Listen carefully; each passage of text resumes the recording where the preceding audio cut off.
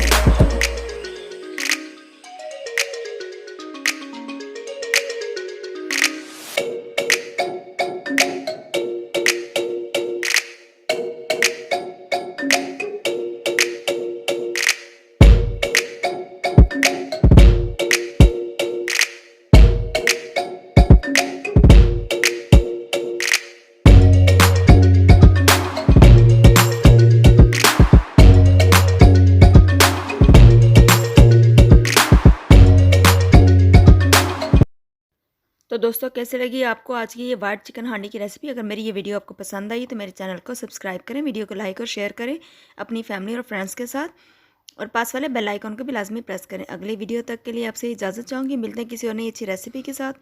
दुआ में बहुत याद रखिएगा। तब तक के लिए अल्लाह हाफिज़।